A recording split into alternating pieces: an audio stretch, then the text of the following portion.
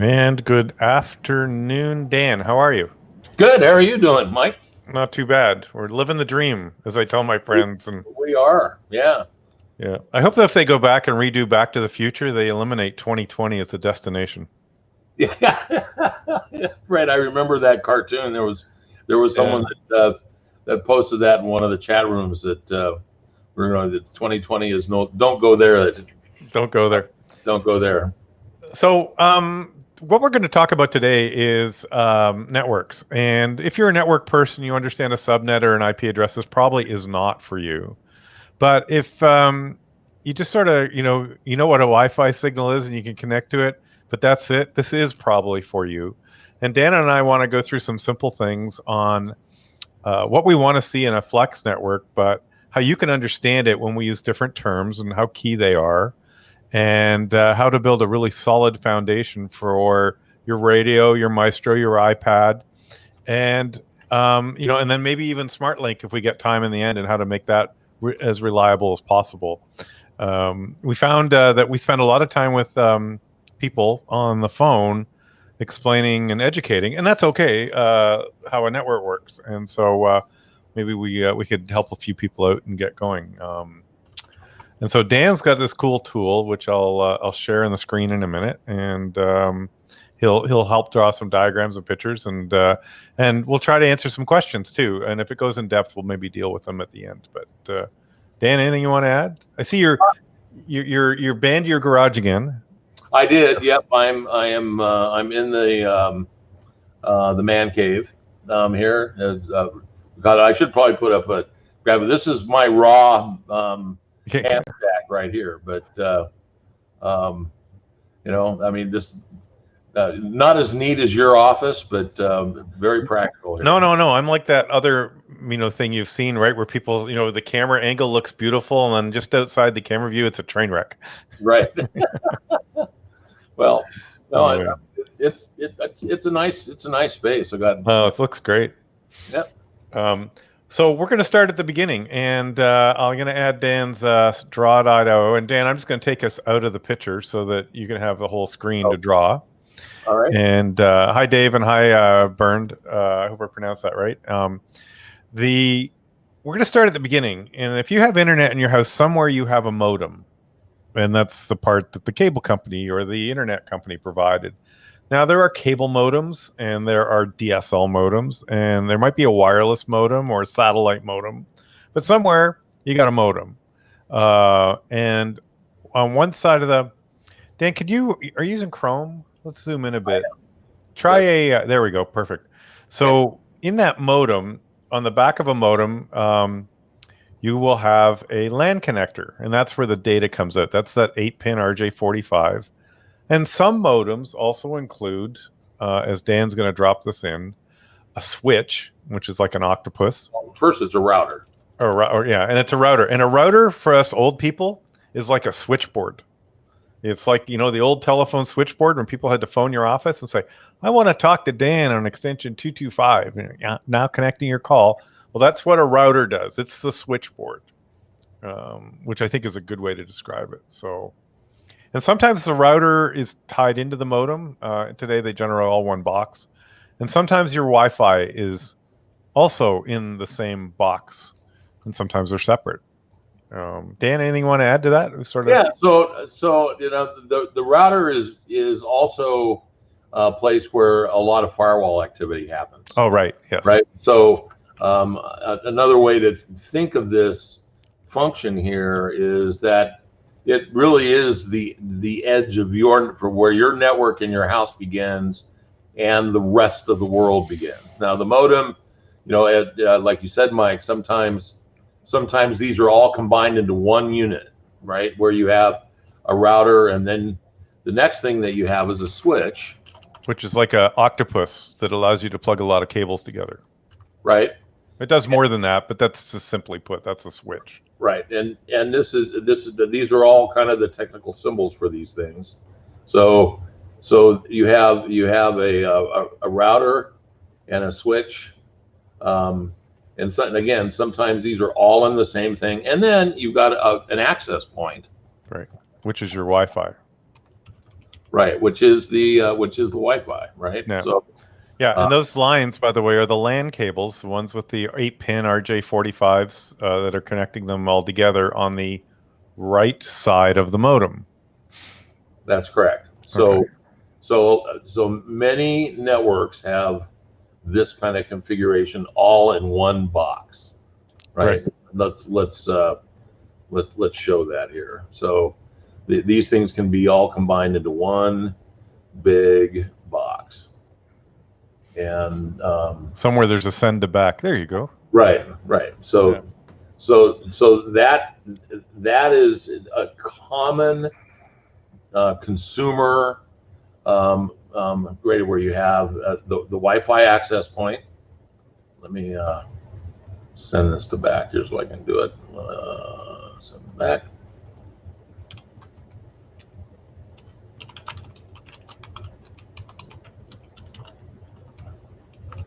Right. This is the switch. Some people call switches hubs. They're actually different, but to keep it simple, if you said that, we would understood what you mean. Right. Yeah.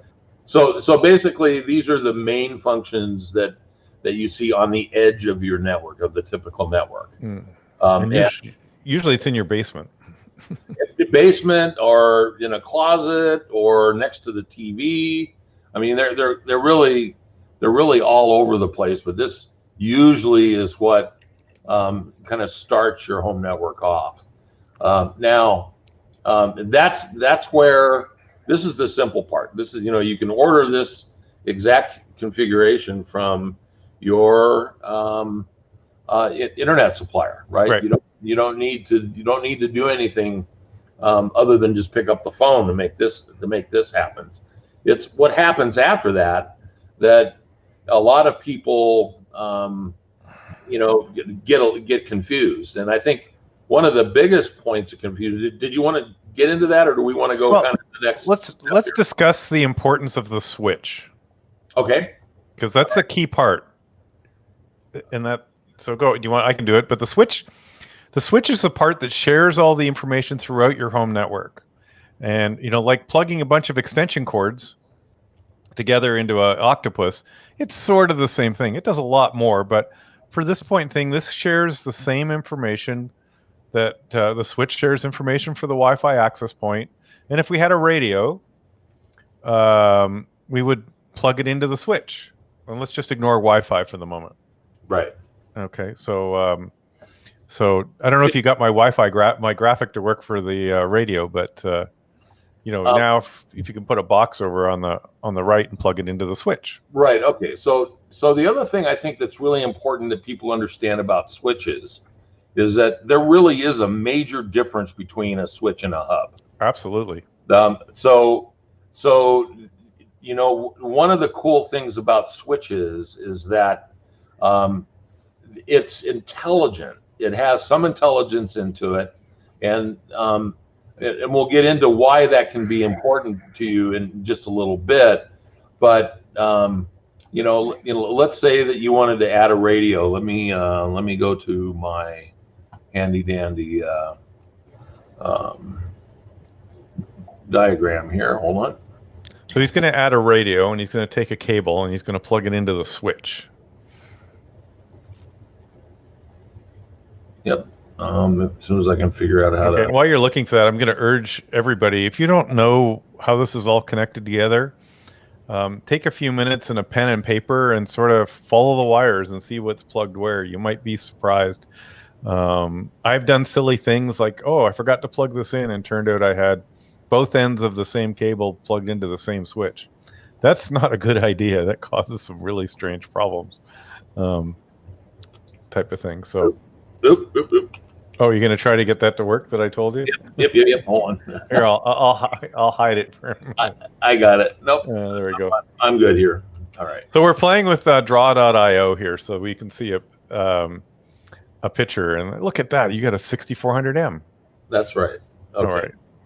All right. I'll have to zoom in a bit. So the simple way to connect this is just by connecting it to the, I'm not going to show you the back panel, but that's the RJ45 jack on the back of the thing. You plug it into the switch part. Now, again, this is something that could be all one thing, right? So this is just an open RJ45 jack on your modem slash router slash switch. And that's the simplest network that you need to get a FlexRadio product up and running. That right? In fact, you could even get, if you wanted to, you can get rid of the network altogether, but to take advantage of SmartLink and software updates and stuff, and adding additional clients to it. This is really the basic configuration right here. Right. Now, the next thing we're going to need is your PC, right? That's right. All right. Now, if you don't have an M model, all right, and you need to use a PC, and this could be any PC right now, right? I'm going to put one over to the side because I want to do something new here. All right. So here's your PC somewhere in the house. Now, this PC all it needs to do is connect to this same network. Now, I think it's really important to point out that anything behind this edge router, behind meaning after it, if you think of the internet being in front and the rest of your house being behind, anything after it is what you would typically call the same logical network. So everything on the right side of your router. That's correct. So if we were to take a line and just draw a basic line here, everything to the right of this line is behind the firewall, right? It's actually better to do it like this. Yeah, of course. That's the firewall. That is the firewall, right? And that's the router. So then all the stuff that happens on your network, a lot of the traffic that's on your network doesn't even need to go out to the internet. And that's where the switch comes in. Remember I said that it's intelligent? Well, the switch can figure out which devices need to talk to which devices. The router plays a role in this too, but the switch function will keep all the traffic. Let's say that if I was to take this PC and I had it connected to another port on the switch, right? Let's use that one right there. All right. It's basically connected to the same, not to the same connector, but to a different one, but it's on the same wired network. The switch is smart enough that when this PC is talking to your radio over the network, it doesn't need to send, the rest of the world doesn't need to know about it. That saves bandwidth, right? So every time you connect to your local radio, all of that traffic, all of that network traffic is staying in your network. It's not going out to the internet. Right. In fact, you could turn the modem off, and from a radio perspective, you would not be impacted at all. Exactly. Right. And so it also reduces the amount of bandwidth. Can you imagine if everybody in the whole world was broadcasting everything they were doing on the network? It would be a bit, one, you'd have security issues, and the other is that it would just consume so much bandwidth it wouldn't be practical. So the switch is really the function that does a lot of the heavy lifting with keeping traffic between the devices that need to talk to each other. Another thing that the switch... Hold it there for a second, Dan, because this is a great setup too. If you have an M model, which we're showing here, you can run the front of the M model using it for your user interface, your VFO, your waterfall, your PAN adapter. And at the same time on the computer at the bottom, you run Smart SDR, CAT, and DAX and start WSJT. Sort of the best of both worlds. This is a big departure from every other radio out there that allows you this flexibility. And of course, it's a bit confusing if we're, like an old fart like me, you're stuck in old ways. And we were so dedicated before to not being able to do that. But because we use the LAN to communicate, it allows us for a lot more options as we go forward. So here we go with some more options. Sorry, now carry on. Now a lot of our customers, and because I work in support and service, one of the most common ways people set up their systems is to completely ignore their internet setup at all, and they do this. They connect the PC and the radio together with the network cable. Yeah, that's called link local. So there are a bunch of services that are provided by this edge router that allow the equipment on your side of the network to request an IP address, and there are more services that really make the network work. But this particular configuration allows you to not connect anything, and this is the field day configuration. This is the picnic table mode. Yes. Right. This is picnic table mode. Now there's some really good things about that, and there's some bad things. A lot of people say, well, if I want the fastest connection, or I want the least latency, or I want to make sure there's nothing else that's going to interfere with my system, I'm going to hook it up this way. Well, technically that may be true, but in practical terms, it actually can hurt you a lot. It can cause you issues. One is that if you need to update software, you can't do it from this configuration easily.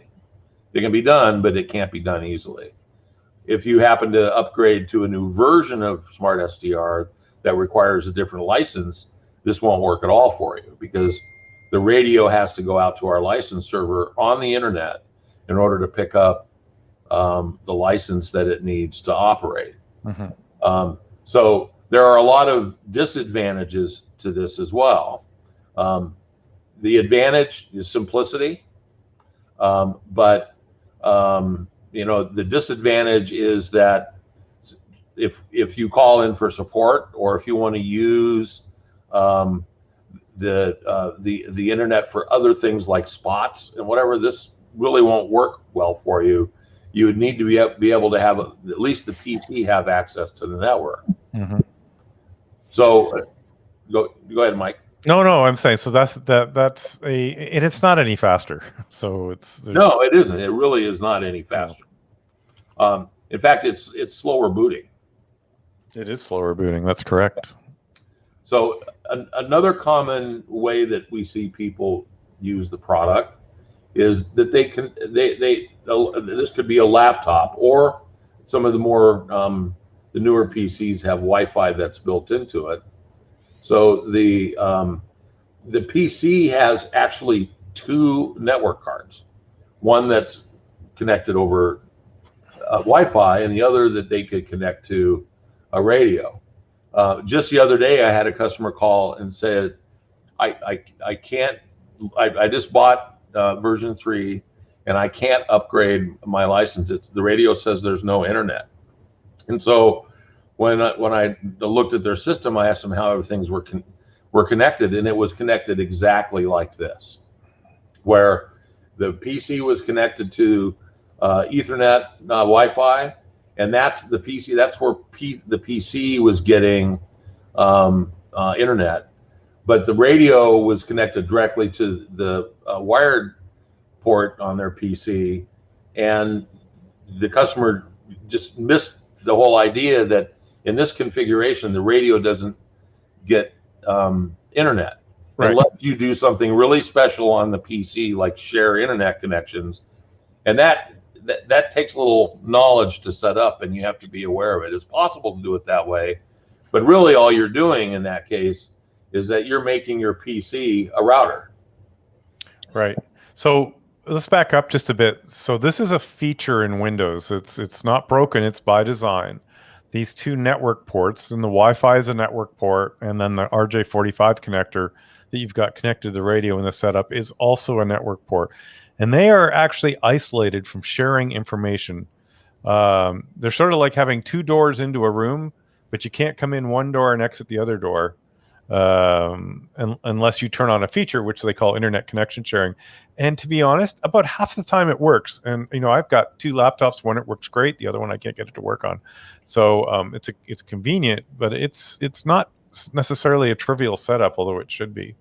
And so that's why we don't recommend it. If you get it to work, great. But but we might ask you to do something a bit different. So this is why this setup does work, because Smart SDR has no problem communicating with the radio because it's on the hardwired network port. And of course, you can still browse and get to the internet because you've got Wi-Fi, but you can't use SmartLink. Right.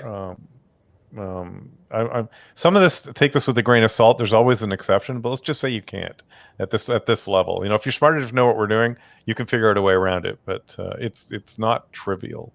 So great. It isn't, and it's actually slower. That's actually slower. Yes. Right. So because you're adding another function into your PC.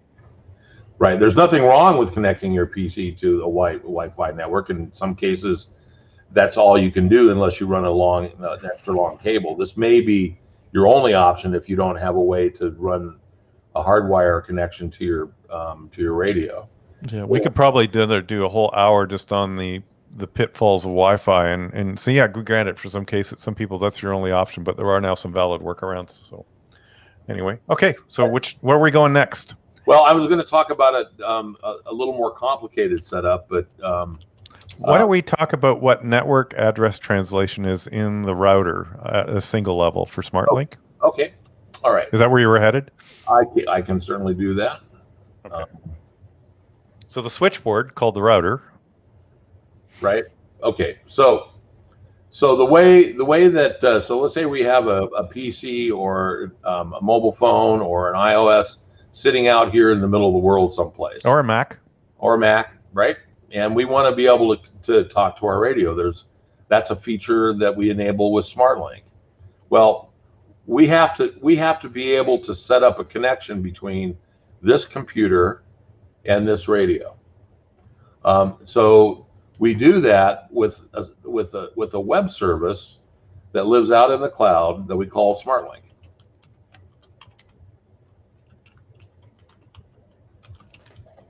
Yeah, and that's hosted on a big commercial server somewhere. And this is out in the out in the internet someplace, some big commercial server, and this is kind of like a phone book, a protected phone book.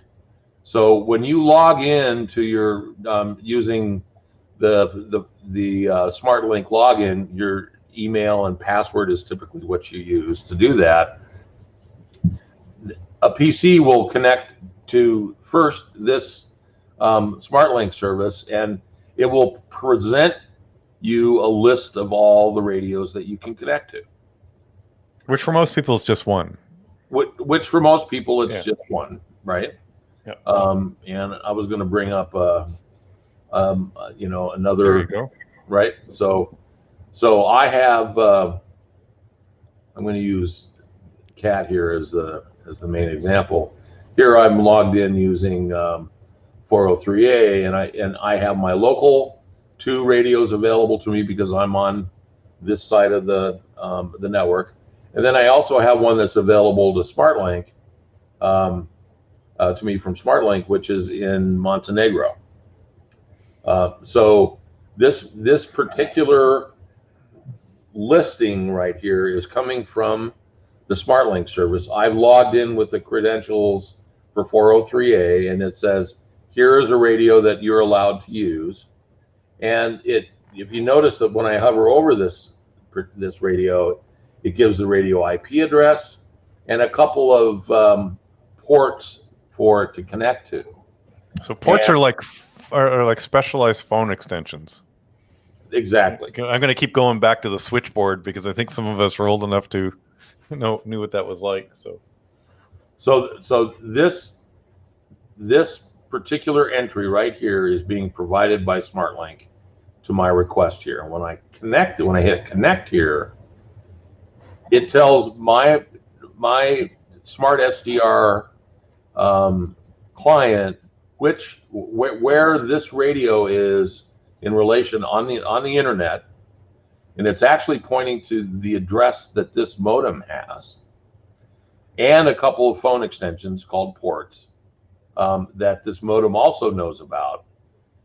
So it will if I create a connection, then when I hit connect, instead of going to SmartLink, it's going to go out on the internet and connect to this modem because I know the IP address, and it will use those two phone extension ports to tell this modem that I want to talk to the device that is behind the firewall here, and that's how SmartLink works.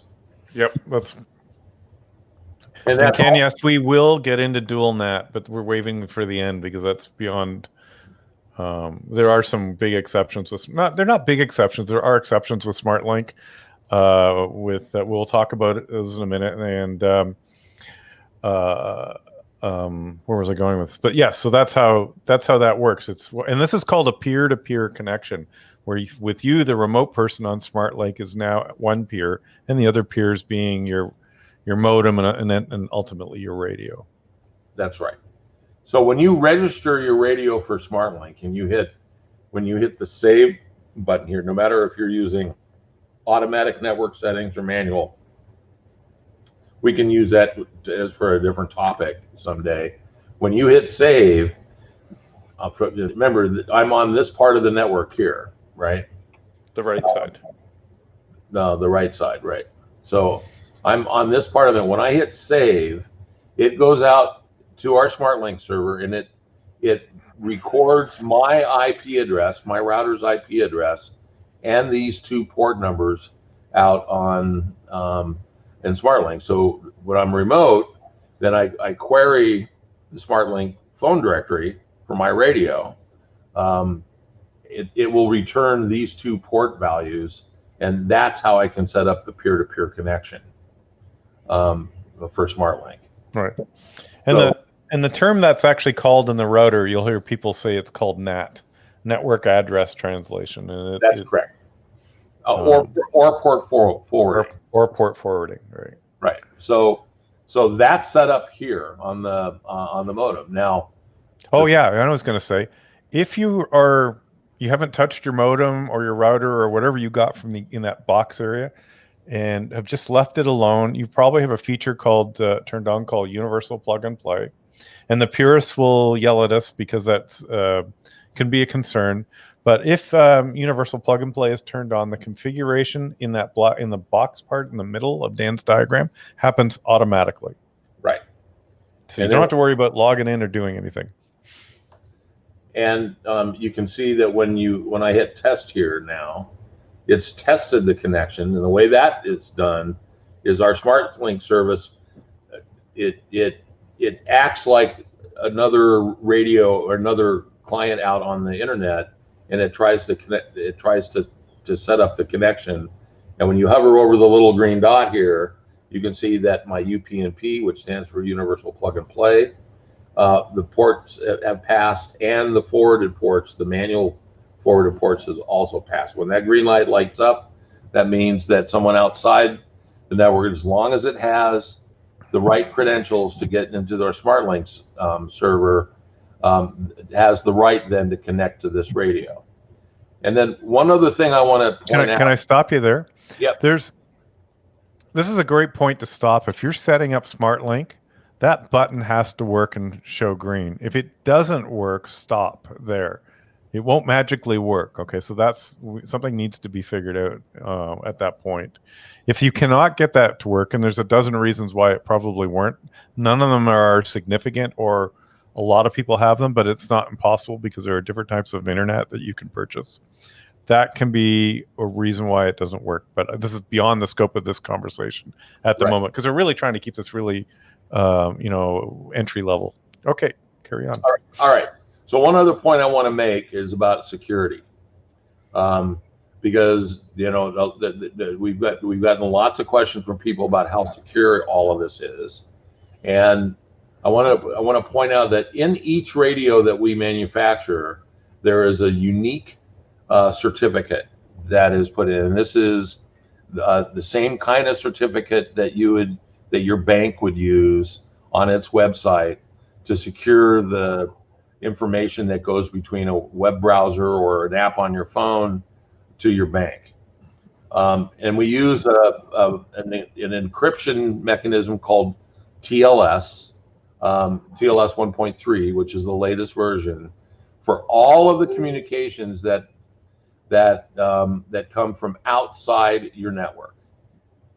So every every bit of the communication that is between the internet and this radio or another client in this radio is secured by a certificate that is burned into a crypto chip that's inside of the each Flex 6000 radio. You can't spoof this certificate. You can't change it. Someone can't put some software load on the. You can't hack it. It's unhackable because it is burned into silicon.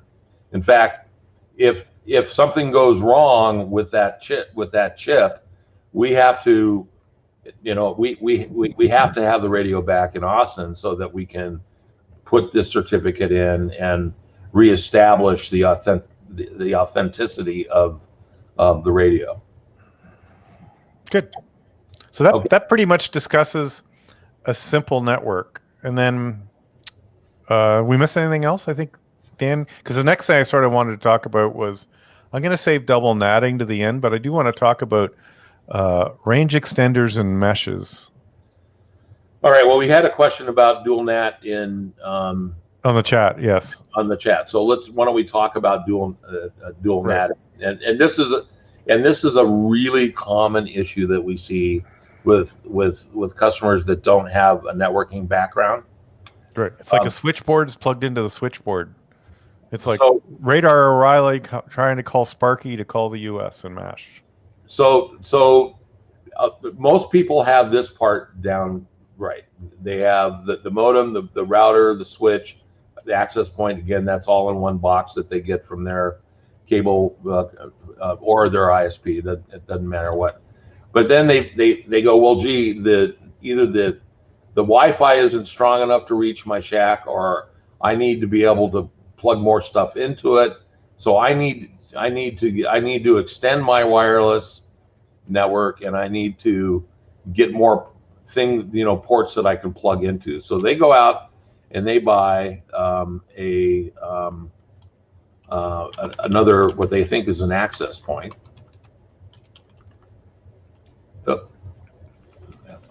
Well, here. So you mean a range extender? Well, just another router. Okay, carry on. What they do is they go out and they buy. I mean, this is a real common product. It looks very much like a Linksys. That it's got everything that they think they need. That, well, gee, it's got Wi-Fi on it, and it's got more ports in the back, and there's a port that I can plug into. And what they do is that they'll plug this radio, or excuse me, this product in, and they put this in their shack, and then they wire up their the radio to it. And that's sometimes the connector. You'll have 4 with one color and one that's a different color, like orange, and the rest will be blue. Well, right, or something like that. This little box right here is exactly the same as this box right here. Technically, inside of it, it doesn't have the modem part, all right, but it will have a router, a switch, and an access point in this little box. Mm-hmm. So what they've essentially done is put another edge router, like you can replace this switch with with another smaller version of this. Yeah. What you've essentially done is put another firewall in place. Exactly. Yeah. Right. So this little thing here is in a box. Yeah. Yeah. Just go back. I think it's better if we just go back to your Linksys. Linksys. Okay. Yeah. It's a little cleaner to see. So while Dan's doing that, what this does is put another firewall in place. And it works okay if you're browsing as we go to the further right now, and you connect your PC and you try to get to Google. It'll work just fine and the way that works is you're trying to initiate the connection outbound. You're calling out, and it's like dialing 9, and it sort of figures it out, and it gets out. But that's where it falls apart after that. So remember when we set up SmartLink, it talks to this modem and sets up the rules that are needed to communicate with SmartLink. And if you put another router in between it, when you set up SmartLink, you're going to be talking with this router, but this one doesn't have it. You created a situation where you have another firewall right here that this PC and SmartLink are not going to be aware of it. We'll know what the IP address is, and then whatever ports you have forwarded from this particular router just will not be forwarded from here. This is what is called a classic double NAT situation. And when you try to make a connection to your edge router, it doesn't know where to send the packets. It has no knowledge of what's behind this particular router. Yeah. Now it can be done. Yes. But it's painful. Well, probably the easiest thing to do is that this, like most of these types of products, have a mode they call bridge mode. Right. Right. And what the bridge mode does is, remember, you have these three components in this little box, right? What bridge mode does is gets rid of the router. It essentially kills the router, and then you have a switch and an access point, and that works just fine.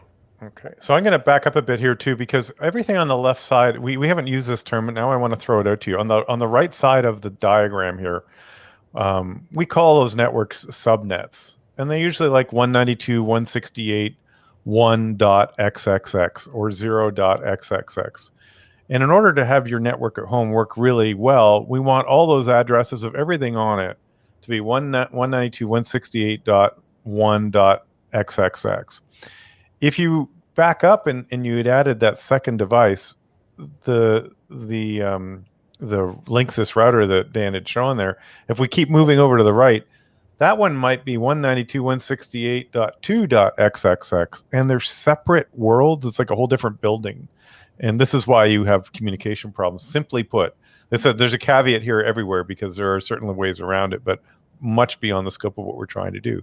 So when you go into bridge mode on that device, it does what it does. It's a switch and it's a Wi-Fi access point, and that's all great. And then everything still communicates back to the router or the switchboard to get the key stuff it needs, which is like an IP address and the port forwarding and everything else. And that's why you want to run bridge mode.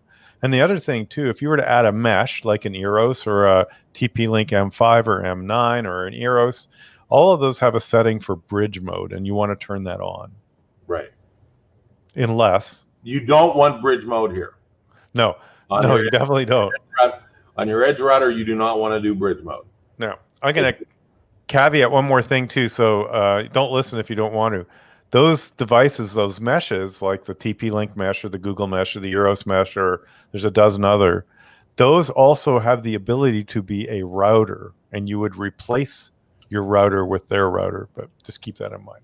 If you don't touch anything in the boxed in area, then you want that device to be, actually you want everything that you might stick in there to be in a bridge mode. Wi-Fi range extenders look really good. They give you a full signal, but they run half duplex, and they're still sharing those same Wi-Fi signals. They sort of a false sense of security. It looks real good, but your performance is really bad with those. I've not yet seen one that really works well. The meshes, and they're not expensive anymore, really work well. Dan, and sorry if I stole. That's great. So, so what you were talking about is range extenders. Yeah. Right. So there are a number of different types of them, but the best way to think of a range extender is a repeater. Yeah. So half duplex. A half duplex repeater. So a range extender is going to be something like this, right? And some of them just plug into a wall outlet, and then there's usually something else that plugs in over here, or in some cases it just repeats the current Wi-Fi signal, and it's a half duplex repeater. Yeah. Right. So you lose half of the bandwidth,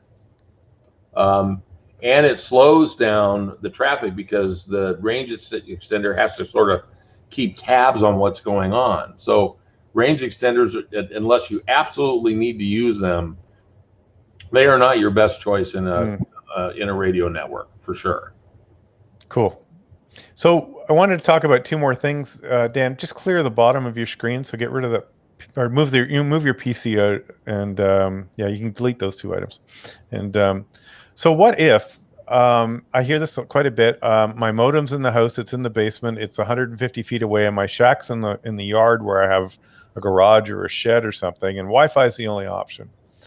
So I'll tell you, figure out a way to pull cable. Well, that's hard for some people, but cable, even, all of us are in the wireless industry. We know how wireless works. And if I have to trust it, I'll use a cable.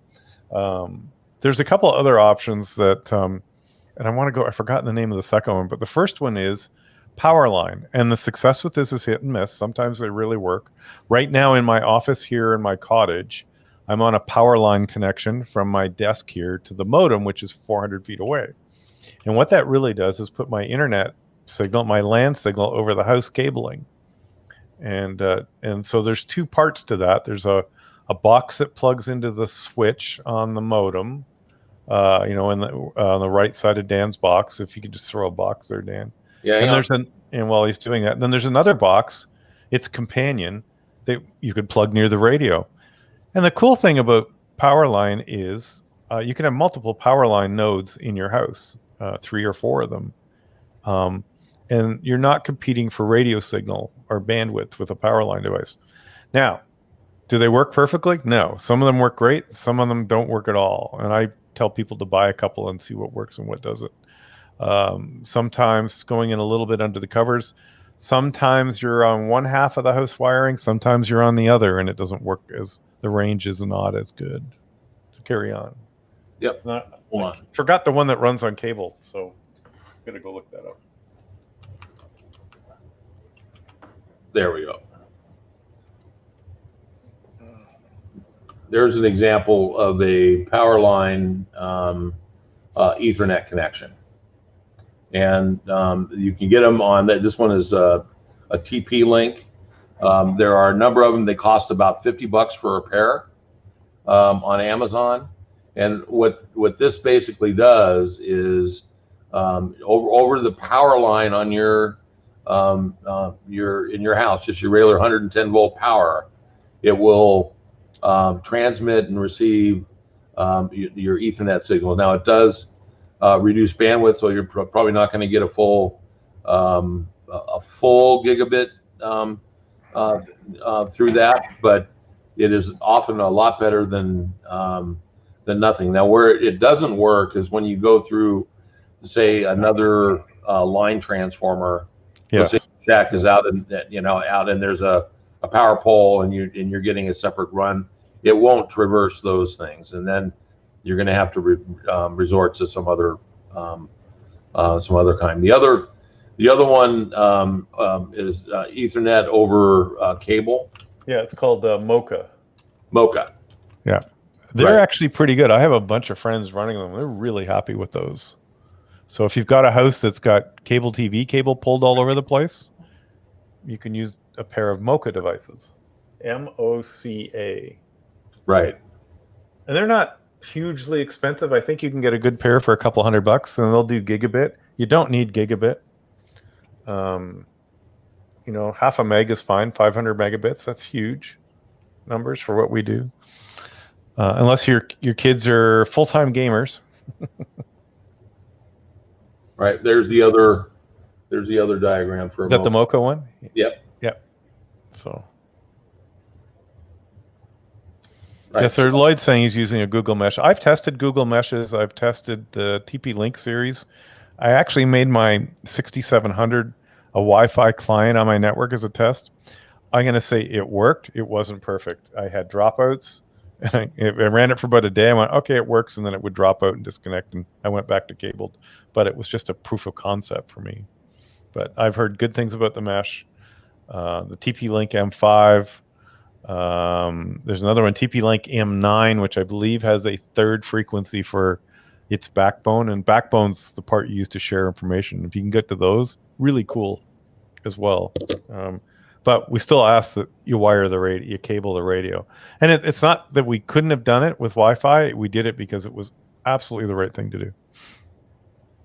Yep, and mesh is a depending on what you get, it uses wireless for the backhaul as well, right? So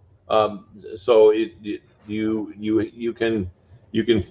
can put in a mesh. You have a central router very similar to this kind of a setup, but then you have a series of satellite nodes that you can place around your house that gives you better Wi-Fi coverage in all places in your house. And then when you walk between them, say with your cell phone or you're using your Maestro upstairs and downstairs, the network is smart enough to do a handoff to the different access points without really interrupting the device itself. So I walked through the cottage here where we're spread out. So over to the boathouse, I have 4 nodes, 4 M5 TP-Link nodes in place. By the way, the guests just love it. Nobody's complaining about Wi-Fi when they show up anywhere. And I took the Maestro and I had to go find a battery because I'm always cabled. And I literally walked all the way from one side of the property to the other with the Maestro on 80 meters. And I did not hear it switch or even noticed. It was beautifully seamless. Yeah, and I have a mesh in my home too here. Yeah. So it really makes a big difference in terms of the overall quality of your Wi-Fi.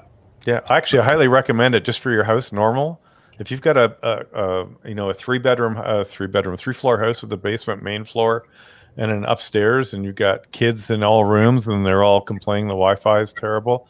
Spend a couple or $300, put a mesh in. You will be very pleased. Wow, you're really liking that new feature since I showed you this morning. Yeah.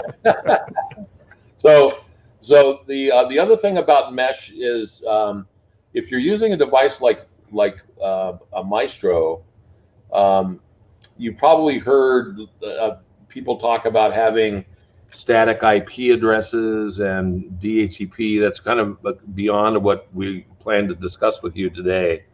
But it may be beneficial, especially if you're using a Maestro in a mesh network, to go ahead and allocate an IP address for and reserve an IP address for your Maestro, because in some mesh systems I've seen where the IP address can change when it traverses. Oh, I hadn't seen that. Wi-Fi. You can end up with unstable Wi-Fi. Okay. And you do that in the router, in the switchboard. That's correct. Yeah. But we can cover that in a different topic. But a mesh network is really a good. The other nice thing about a mesh is that if you lose one of the little satellite modules, then most of the mesh networks that you can buy kind of figure that out, and then they increase the power of each of the remaining satellites, so you get it tries to recover the coverage for you.